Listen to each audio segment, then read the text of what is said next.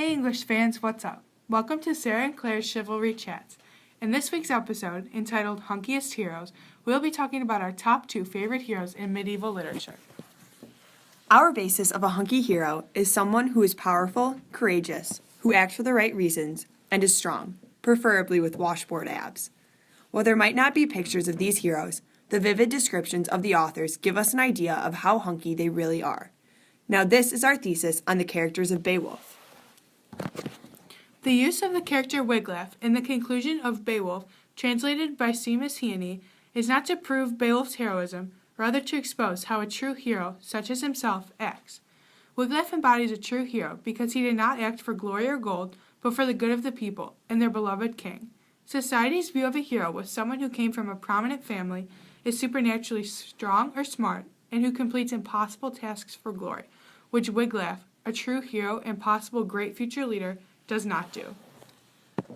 To give you a background of medieval society at this time, during the 14th century, kings and queens ruled the land, mead halls were filled with drinking subjects, heroes proved themselves in battles, especially our fave hunky ones, and tribes were at battle, all hoping to obtain land.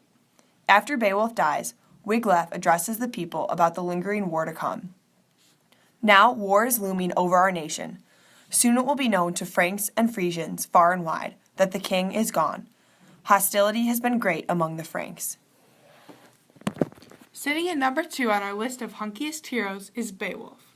To list a few of the hostilities he faced, he had to complete 3 major battles. The first was a monster named Grendel.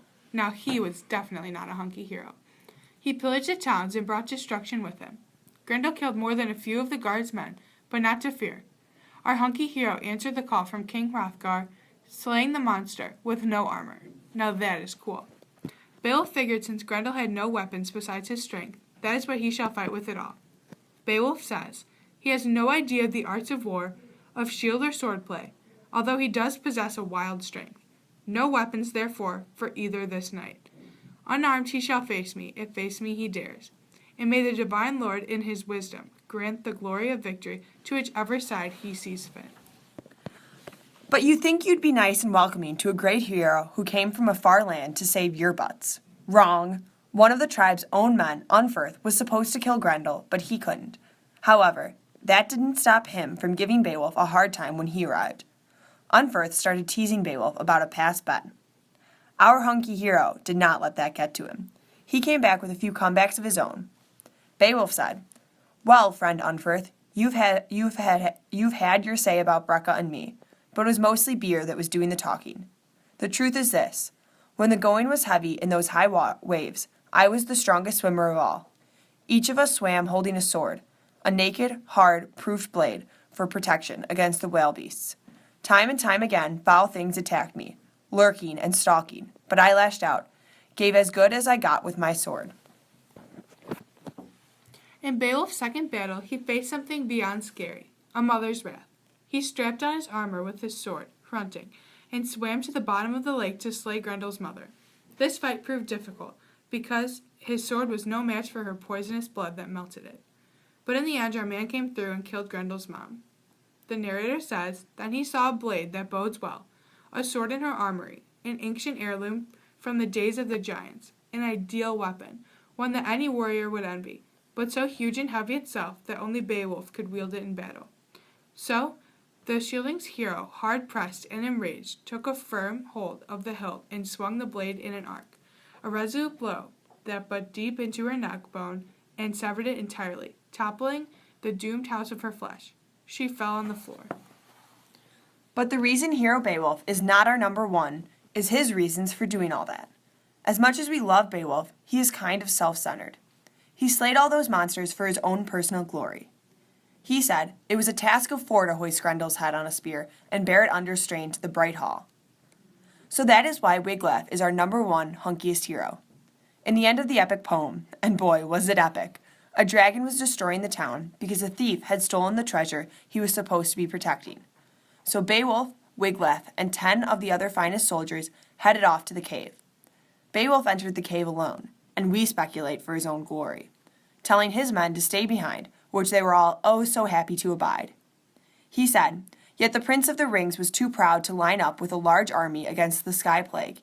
He had scant regard for the dragon as a threat, no dread at all of its courage or strength, for he had kept going often in the past, through perils and ordeals of every sort, after he has purged Hrothgar's hall, triumphed in Heorot, and beaten Grendel.